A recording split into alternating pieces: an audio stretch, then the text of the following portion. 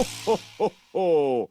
Merry Christmas. Miles Crawford, truly respected in many fields of voiceover, stand-up and radio, he continues to host comedy nights within his own company, Joke Club Comedy Clubs. You can hear him presenting his radio show slot on LSR or London Soul Radio, or you can find him warming up audiences in TV studios, which have included Family Fortunes to an audience with Take That, Parkinson to Supermarket Sweep, or Noel's House Party to Jules Holland. We also talk about his acting role playing the late American comedian Bernie Mac. He's a master of his craft, and you can find his craft in a box, his voice box. The Times newspaper says, pure comic talent. The Stage newspaper says, Miles Crawford is noted as one of the finest compares working today. His upbeat manner and charisma has also made him a very popular television presenter. The Evening Standard, a guaranteed copper-bottomed crowd pleaser. I've got what's called a vocal crush. I don't know if you know what I mean. My father-in-law, Big Bad Baz, he loves Mariella Frostrop. He loves her voice. I'm really into my Desert Island Discs, and I think I've got a vocal crush on Kirsty Young. It's just a voice that you love to hear. And so I was actually waiting for a flight at Gatwick Airport once, and I heard a voice that was very distinctive. It was a voice that I'd heard from the moment I roadied for a ventriloquist in the late 80s, all the way up until now. When I listened to this voice on the radio, it sounded just like Bob Harris, whispering Bob Harris. Such a great voice. I turned round and it was Bob Harris with his family. You can't mistake that, hey, how you doing? It's Bob Harris here. Anyway, that was nothing like Bob Harris. But I've got a vocal crush on him. I think his voice is great. And Miles Crawford has got that same likability factor in his vocals. I relax, I enjoy, I laugh more. You're drawn into the sound of his charisma and joyful delivery. I love it. Thank you. Welcome to Eyes and Teeth, Miles Crawford. Eyes and Teeth. Miles Crawford, here he is. Hello, sir. Hello, Steve. How are you? Good, not spoke to you for so long. It's just been a while. You've got a voice, Miles, that's so enjoyable to listen to, which is why it works in any situation, I think, with not just radio. You got voiceover. You got a great laugh as well. I love that laugh. But a voice, especially when I'm on. Sure. No, like voiceovers, and whether you're calming an audience down, ready for a great night of comedy, or do you think that your voice is key to your success in all areas of your work? Because it's such a lovely style. It is your voice. I mean, you don't put your voice on, do you? It's actually... No, I don't. Yeah. Well, thank you very much for the compliment, Steve. I really appreciate that. Yes, I would say I've been very lucky with my voice. I've been very, very lucky. And it has actually got me into a wide range of different realms within the entertainment spectrum. Yes. I've just been very, very lucky. I say, yeah. You've got such a calming, friendly personality as well, which comes across so quickly on stage when, you know, people start watching you in the comedy clubs. I mean, my first proper comedy club booking really was, I was nervous doing it, but I sat and watched you introducing the acts, talking to the audience, and you made me feel so relaxed, and I was enjoying the show before I actually went on. And so, yeah, I think it's your calming voice and your personality that actually just warms to the audiences. I do like to get the audience ready for each act. You know, I think it's important that they're ready.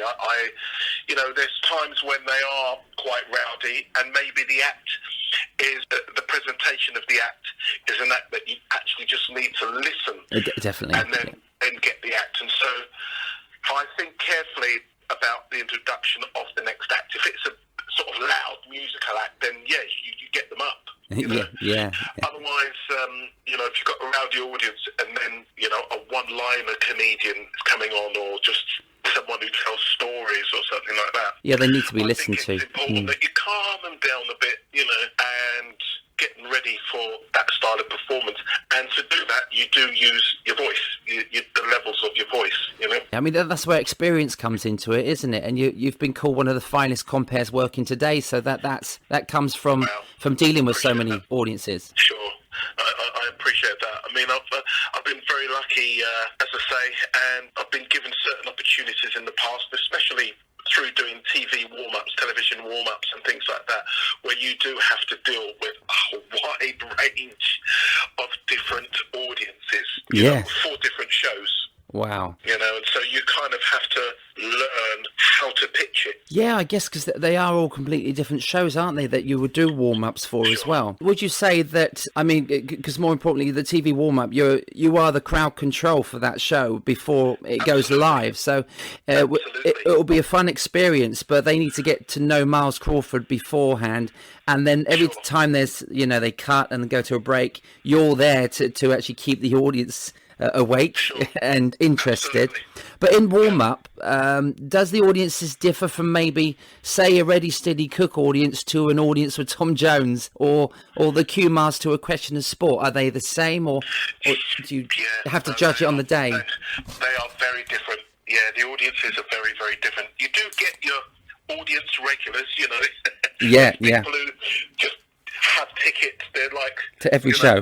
All professional TV audience members. Really? Do they audition them? But they know the rules. You know, they know the rules. So they're your go-tos. You know, when you do enough shows, you get to know who they are, and they're your go-tos because they will help you. You know, but you know, a Ready Steady Cook audience are generally what we call the Blue Rinse Brigade. You know, they're an older audience, you know, who just want to sit back and watch and not react. And the difficulty with that show is it needs reaction. Yeah, that's true. So you have to learn how to get that out of them. But when you're doing a Tom Jones show, those people are pumped anyway because they are all Tom Jones fans, you know. An audience with Tom Jones, a lot of them, when it's an audience with, a lot of the audience are professionals anyway. Yes.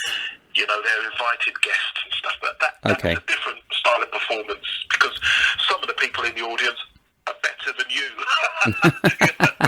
I know what you mean. It's quite a daunting experience. It's a bit weird, yeah. So, my goodness, you have to bring it on those sorts of shows, or you're doing something like The Voice. The Voice is, again, totally different because it's a family audience. Yeah. Kids in there. And you have to choose your material wisely. Sure.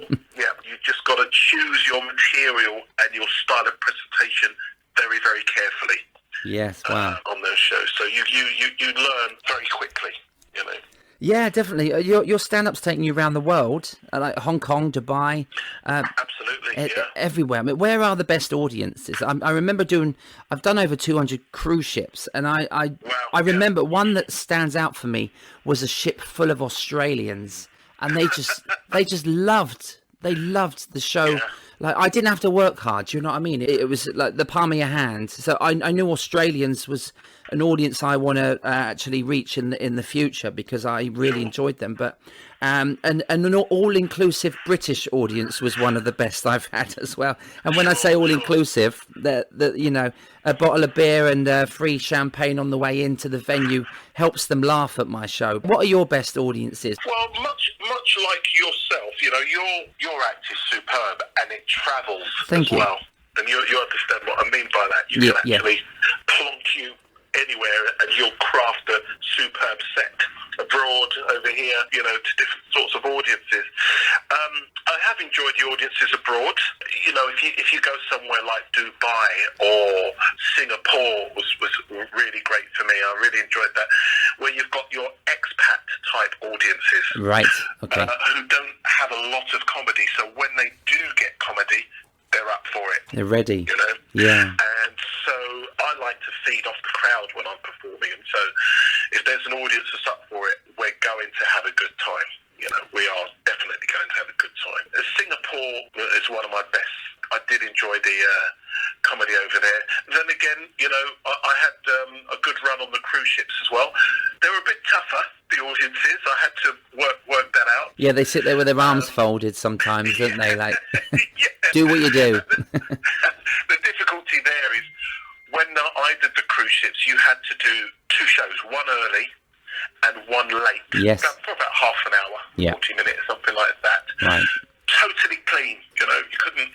The second show you could go a bit risque, more risque, the late night one, but the early show totally clean, and you couldn't repeat your material. That was very difficult. Yeah, you really do get to hone your material on the cruise ships, because they want like 245 sets, so it's a lot, isn't it? Wow.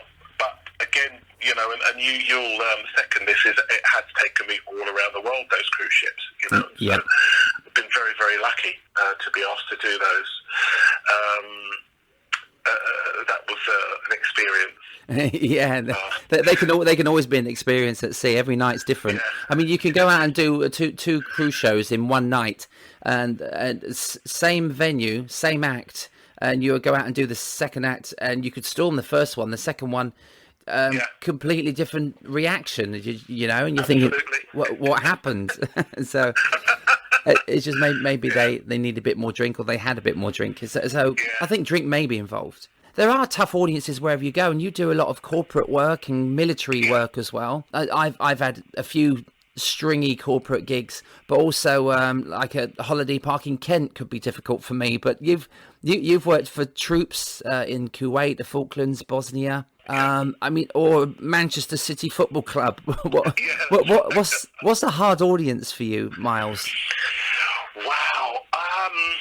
Are you comfortable in front of those tough audiences? And when I say that, like football clubs and military, are you happy and comfortable in front of those?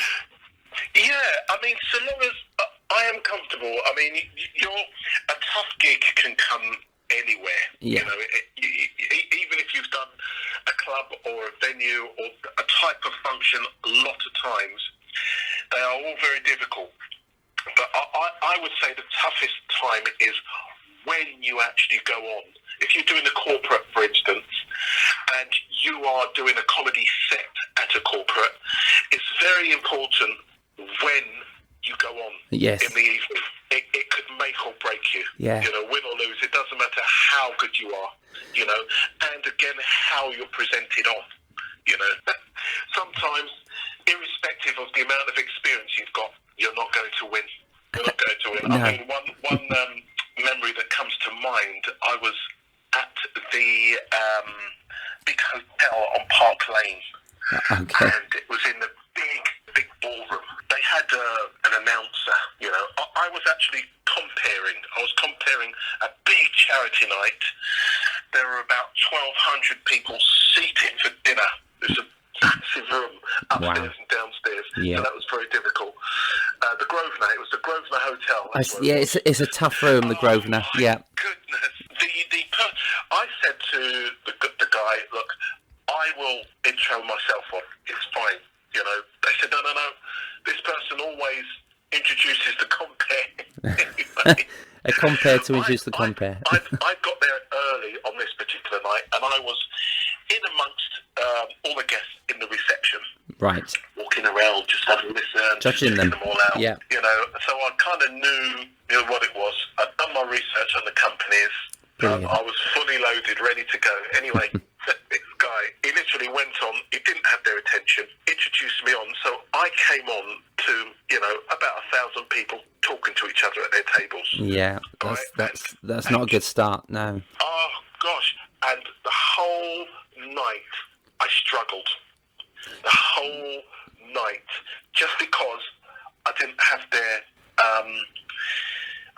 attention at the beginning. The only time I got them was right at the end when we were doing the auction. Oh, they love auctions, don't they? Because they end up with something. So I pulled in staff to help. I said, right, I need your help because it's such a big room.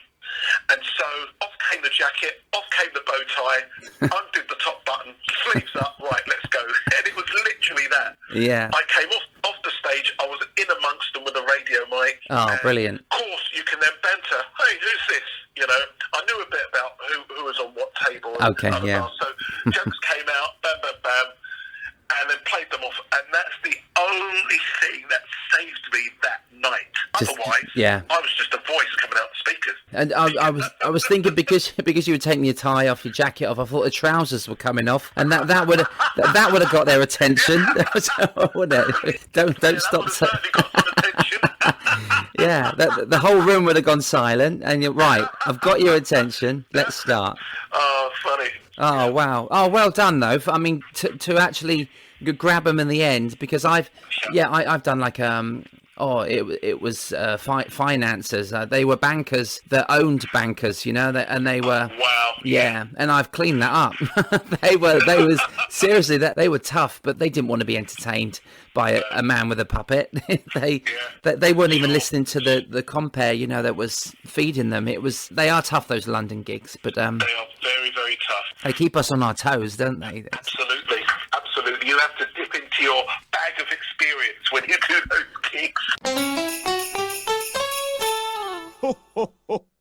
Miles, you work many festivals. What does Glastonbury Festival at Cabaret stage mean to you? Because you host that. It's an absolute dream, Steve. It's an absolute dream. It's like nothing else. I mean, it's your where the Cabaret stage is. It's a big Cabaret stage. Yes.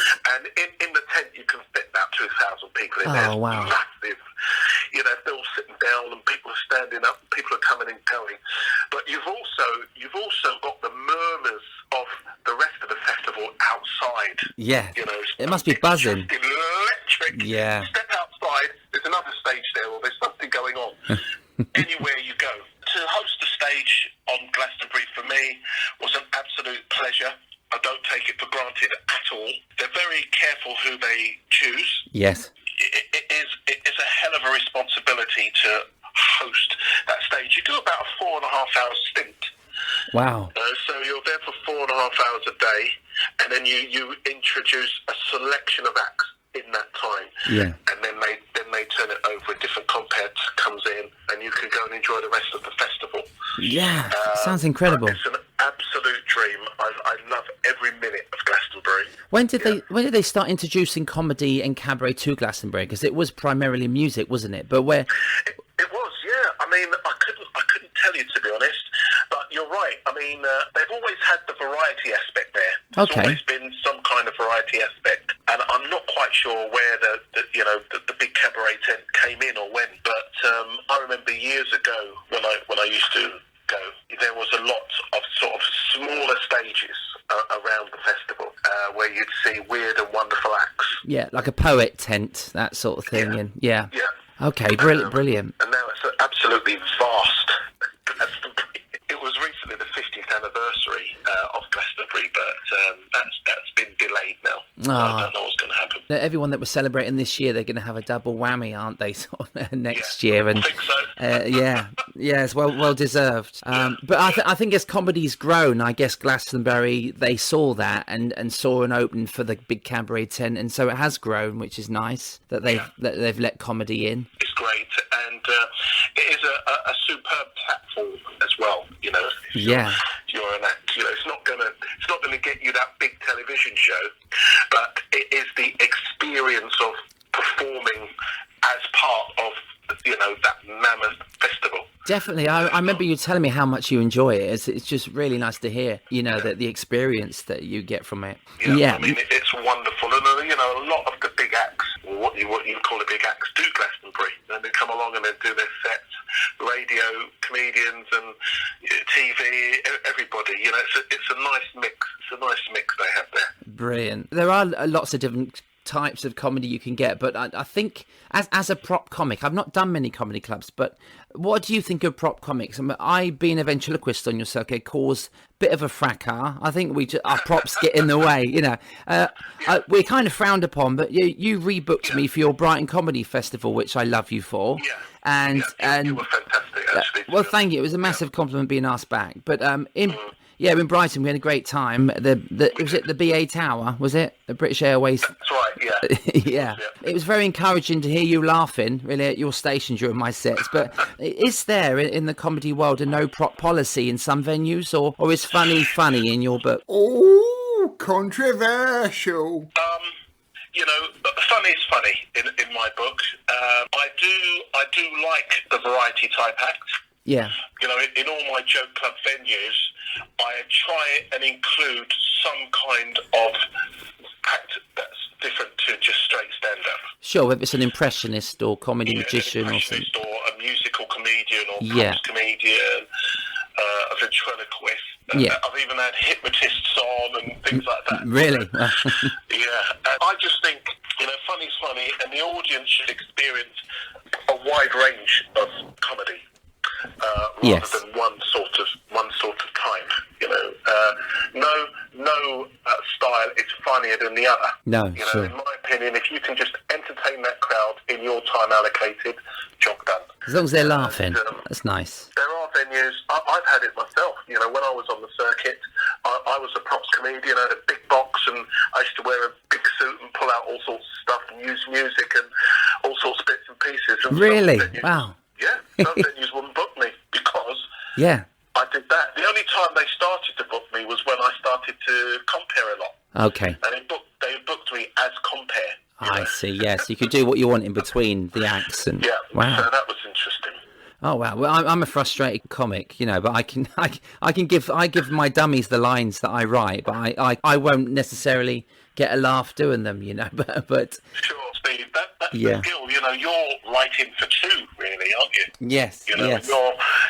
I get paid for one, sadly. Yeah, that's unfortunate. You should try and get paid for 1.5. At least time and a half. That would be nice. Yeah. That's the weird and wonderful circuit for you, or what they call the circuit, because you do have different types of circuits, don't you? Yeah. There's variety, theatre, pantomime, and I mean I do a lot of the holiday park circuit and theatre variety shows, you know, and put my own theatre shows on, which we got. Sure. Yeah, it was got changed to next year, obvious reasons. Yeah, it's nice to be different, I think. I think so. I think it's refreshing, to be honest. Eyes and teeth. What is your writing process? You've got some great lines about reality television, and you touch on any situation and turn it round. So do you have certain routines that you go out with, or do you just play with the audience on most nights? I do have set routines that they're my go-to. Yeah, You know, yeah. You know, and with different audiences, you present that routine in a different way, you know. Sure. But I generally like playing off the audience, Steve. I really do, you know, because there are so many things that so many reactions and things that can happen on a night that aren't planned that can actually make the evening, you know. And sometimes there are some genuinely funny people in the audience, that lines they come out with, and you think, that is a classic, you know. I know you'll never hear it again, and you can't plan it, can you? You can't plan a plant because that's the sort of situation I like. You know, what happens on the night. You know, every night is different. yes. Every night is different. You know, every act is different, and I guess you've seen it as well. You've got two nights. You're at the same venue. First night, storm it. Second night, not so good as the first. Yes, And you think, yeah. but I did exactly the same thing. Yeah. What? It's crazy. It baffles you, doesn't it? But we done 2 nights at Brighton actually, and I enjoy watching you. You have different comics on with me actually on both nights, which is really nice to watch you interact with the audience. And you do a lot of callbacks where you would come back to that person later in the show, and I couldn't go until the show was over both nights because I just enjoy watching you. Doing your callbacks, I want to know where it goes, you know, and because you kind of have a story, you know, and you build friends in the audience, and you're using them as your stooge, your unrehearsed stooges, which is nice. Sure, and that actually stems from doing the studio TV warm-ups. Yes. You know, because what people don't realise is when they see a show on telly, a half-an-hour show. That half-an-hour show takes 3.5 hours to film, Yeah. you know, and then they edit it down. So if it's a show with an audience, you're in that studio for all that time. It's a long time, yeah, long time to be there. Long time for the audience to sit. And so when the filming stopped, you have to go on as the warm-up guy to keep the audience all entertained until they maybe change the set, or, you know, the presenter changes his costume costume or something. Yeah. And that's where you build up your audience members, your go-to people, and you remember their names, you know, where they live, what job they do, whatever, what group they're in, this, that, and the other, and then you come back to them later. But the reason why you do that is so you can have their attention, so they don't lose their attention to the show. You know, and so it's a little trick, it's a little antidote that you learn. It's very clever, very clever. You got to have a good memory as well. I mean, for their names to come back, and sometimes I've chosen someone early in the show, and I've forgotten their name, so I get the I get the dummy to ask their name, and then, but then I kind of I tell myself off, and I make the dummy say you actually forgot the name, not me, you know, and so I turn it around, which gets an extra laugh. But you do have to have a good memory as well for doing these long shows, especially when you're there all night. When I saw you perform at the Brighton Festival, I've got to say, Steve, you were magnificent. Really, just thank you. You know, the way your style of performance, the way you presented it, everything. It was entertaining from start to finish. And what I really liked, hope you don't mind me saying, what I really liked is the different ways you use your ventriloquist skills. Yes. You know, brilliant. Oh, thank you. You know, it's very, very inventive. I really did like that. There was a couple of things you did. I thought, that is fantastic. You know, that's unique to you. Fantastic. You know. Oh, thank you. That means a lot. And yeah, you were very complimentary. It was so nice to work with you. But I really enjoyed those Brighton gigs. It was nice atmosphere, wasn't it? It was just really nicely built.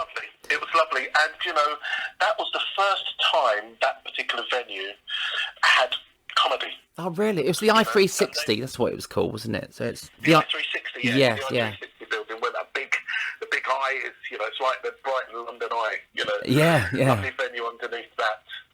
The ambience of it. They wanted to do something as part of the festival, so we came up with these, a week of variety nights.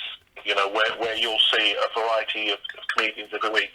A lot of people came back night after night because they knew that they were going to see a different lineup. Something different, yeah. Every night. So that was fun. It was tough going, but it was fun.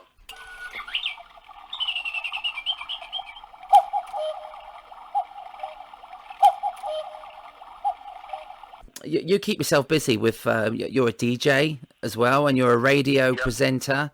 And so, I mean, your DJ set is very Strictly Come Dancing, isn't it? It's very, very sparkly, and you seem to just love working audiences with many skills. Is there one genre that is your favourite, or is stand-up your main love?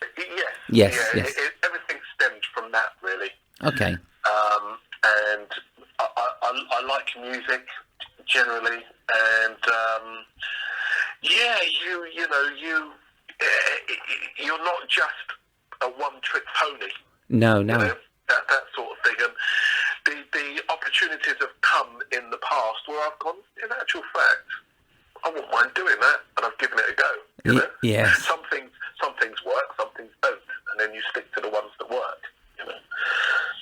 Yeah, definitely. Now you sound great on the radio. I listened to your soul station a couple of weeks ago. It's such a nice little mix of music. All my favourite music, and but it's just and you get to hear a bit of Miles in between, which is always great. So you got a lot of the same people coming back as well, haven't you, to listen to that? You know, I've got quite a large listener base actually on that show.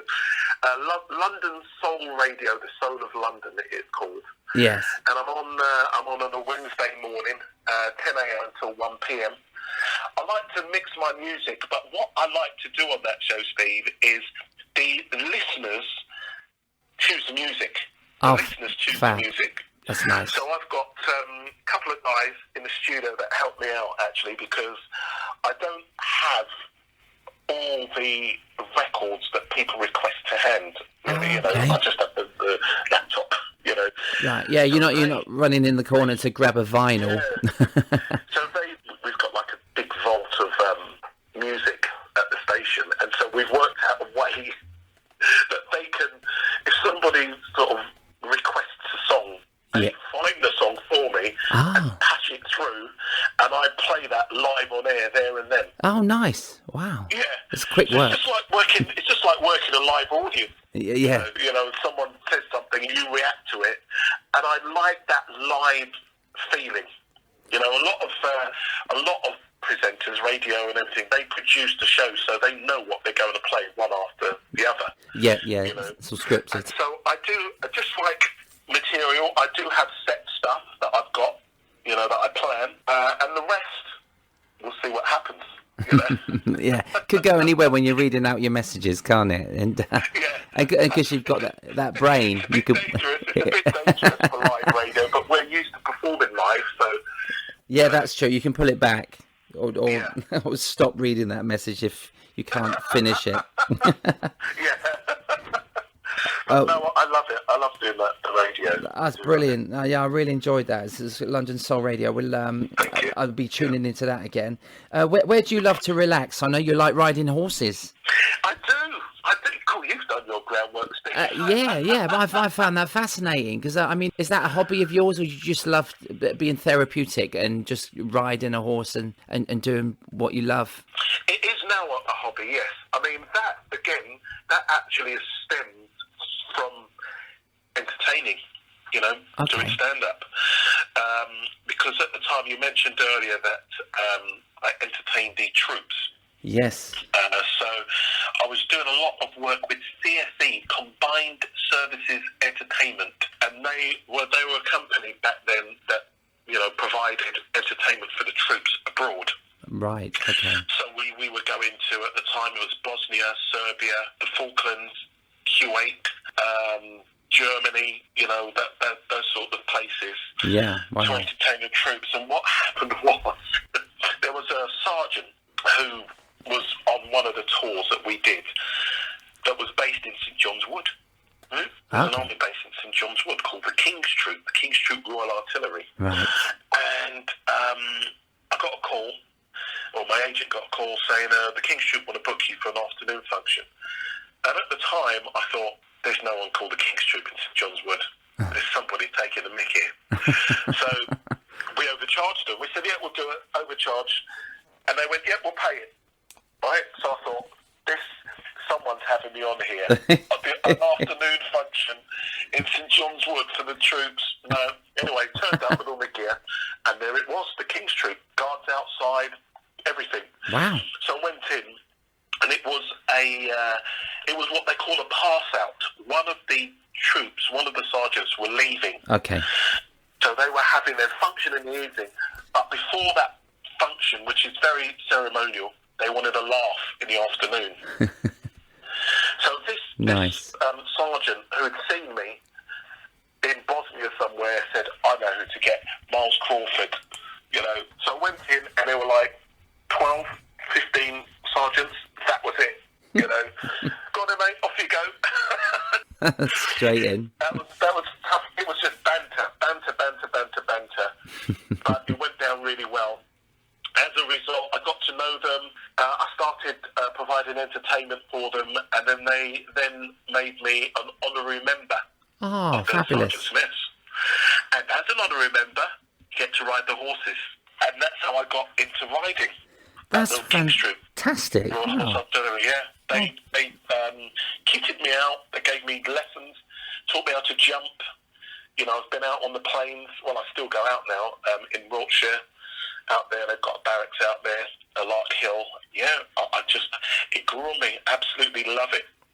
You know. Oh, that's so nice. You know how to pass your time.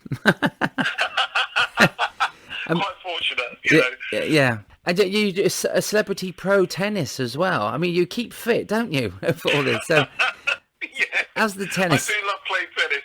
Yeah. Tennis is one of my passions. And again, Stephen, you'll understand this. You meet a lot of people in this business, and I became friends with a lot of top tennis players who gave me coaching. Wow. So my level of tennis is not too bad. That's amazing. And so at the time, along with Alistair McGowan, Ainsley Harriott, John Inverdale, the sports presenter, there was a lot of us that used to all play together that did these pro-am tournaments as well. But we towards Yeah. charity. Brilliant. But it was fun, and because we played to a good level, we used to get invited a lot to different, different things, different functions, and that was fun. So I was very lucky. Ho, ho, ho, ho. You're an actor as well. I've seen a couple of your commercials recently, and they're brilliant. There's a lot of humour put into them, from Miles. You get Miles, cheeky smile and your humour, but you put yourself into these adverts. They're really nice, nicely put over. But you also played Bernie Mac in. It was the autopsy of Bernie Mac, wasn't it? It was one of those special things they started to do. That was weird. Yeah, what happened at the time was, at the time I didn't know, obviously, they were doing this documentary on Bernie Mac. And Bernie Mac is massive in America. Yeah. Right? Not so well known over here, but massive in America. No, I'd seen him in Ocean's 11 and Ocean's 12 and a few 11, movies. That's Yeah. right. Those was his latest stuff. Yeah. And they were doing a show called Autopsy, and what they do in Autopsy, all these famous people that died, they just go through their life and find out how and why they died. Yeah, I saw the Michael Jackson one, actually. The Michael Jackson one was good. Yeah. And they combed America for someone to play Bernie Mac. They couldn't Really? find anybody. So they came over here. Right? And so, again, I got contacted saying, right, this Bernie Mac audition's come up. Sent me a script. And I went in. This was at London Weekend Television. It was done in those studios, so it's big. I didn't realise. I just rocked up, and learnt the words. And I went in, and I literally, Steve, I walked in, and the whole crew went, because I looked just like Bernie Mac. That's what Right. I wanted, someone who looked like him. Wow. And so I thought, that's a bit weird. So I did the stuff, and literally, I'd left, and within an hour, they contacted us and said, yeah, you got part. Right. And it was, I didn't have to say much. It was more comedy acting, miming. Yes. He done stand-up, didn't he? Did he do Yeah. stand-up? So were you, depicting him on stage, sort of being a stand-up? Yeah, so I had to learn a couple of his scripts, and they sort of reenacted those. Okay. So I had to do those, but... Oh, nice. Have you kept them in your set? yeah, exactly. I thought, oh, that was funny. I'll keep that one. Oh, brilliant. You know what? That was an experience. Yeah. Yeah. I remember you telling me about you were about to do that when I first worked with you, and then you can't seem to find it anywhere. I think you need to wait for it to come back onto the. It's on a specialised channel, isn't it? That's right. Stars are something in America that you have to subscribe to. Okay. Like, you can't get it in this country. You Right. can't get it in this country at all. So saying that, I've not yet seen it. I've not yet seen it. Really? It's Wow. been frustrating. Yeah, I was hoping it came over here by now. I'm sure it'll crop up Yeah. because he was big, Bernie Mac. He was big. And... Yeah. So no, that was fun. It was great. It was great working with the Americans. They do things on a different level. Yeah. Those guys. Yeah, oh God. I was shattered when I finished that. But it was a good experience. You realise why these Hollywood stars get paid so much money. Yeah. They got patience and. They earn every penny. Right. You've got so many different jobs you can do apart from your voiceovers and your radio. They all need an audience. And so how has this year affected your work, Miles, with the situation? I mean, it's quite devastating for many people in our business, but what about, did you continue the radio? Well, yeah, I kept the radio going. Okay. Albeit remotely. Yeah. So Sure. that we were able to do that, technology as it is, but everything else, all the live work came to a complete standstill. Yeah.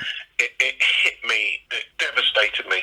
It really got me, and I wasn't able to claim anything from the government either, so that hurt. Really? And I just didn't fall into the criteria.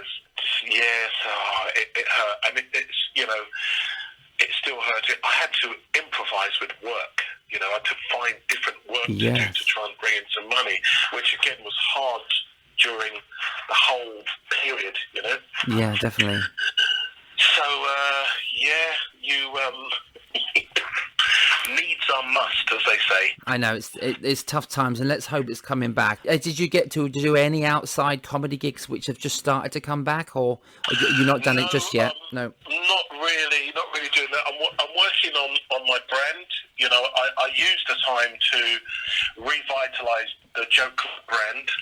Okay. So, you know, we are actually now September. We're doing 3 shows actually. One is sold out already. It's a new venue that we've got up north, and another venue that we've got in Worthing. Actually, we're doing a night over there. The clubs are coming back very slowly, but we've had to work out how it would work with social distancing, things like that. Yeah, which is a shame because you need half the audience, don't you? And or even 1/3. But Sure. I done my first theatre last weekend, and there was, instead of 500, there was 100. But one comforting thing I could say is that people are laughing again, and they want to laugh again. It's nice to actually get that feedback, and so I wish you all the best with it. It'd be brilliant once we're up and running again. I mean, I am, you know, sure that once things do come back, whenever they come back, audiences will be well up for a laugh. You know, and so the shows will be lovely, albeit audiences, you know, a lot smaller. But it's in our blood, isn't it? We need that feedback, you know. We need to hear that laughter. It needs to be coming in our direction. So, thank you. Yeah, me too. Bernie Mac once said, and I quote, "Whatever success I've had, I always like to top it." So, is that you in a way? Are you always looking for that bigger and better job, or are you happy being successful in the jobs you love? You know, I've had a good innings, Steve. Yeah. I've had a really good. Don't give up yet. Don't stop yet. No, I'm not going to give up. And, you know, one You're thing enjoying it. about the job that we do within entertainment, it is ageless. Yes. You can actually keep going for years. Yeah. You know, there's all sorts of different realms that you can get involved in and things like that. Definitely. And I just hope that I can keep consistent and just keep going for as long as I can and enjoying it as much as I do. I hope you do, mate. 'Cause, you're a joy to watch and to listen to as well, whether it's radio, voiceover, whatever. But love to work with you again. Miles, thank you so much for your time. I appreciate it. Thank you, Steve. It's been great speaking to you, and I hope to see you very, very soon. Cheers, Miles. Take care, buddy. Thank you. Bye. Bye-bye. Bye. Ho, ho, ho, ho. Thanks to Miles for the gigs he's given me and for indulging me in his fabulous career today. Don't forget to check out his radio show at thesouloflondonradio.com, and to watch his live comedy shows at the Joke Club near you, go to his Twitter at Miles Crawford UK or Miles Crawford on Facebook for updates. Today's comedy quote comes from Bernie Mac. "My comedy comes from pain. If I can tell someone a story that has them bent over laughing and they forget about pain, now that's power." Thanks for listening to Eyes and Teeth, written, produced and hosted by Steve Hewlett. Vocals by Lola, Nina and Larissa Hewlett, and additional vocals by Rich T. Big thanks to Kevin Dean for our theme tune and jingles. Listen in next time when I will reveal my 6th and special guest on the Christmas special Eyes and Tinsel, 12 days of podcasts.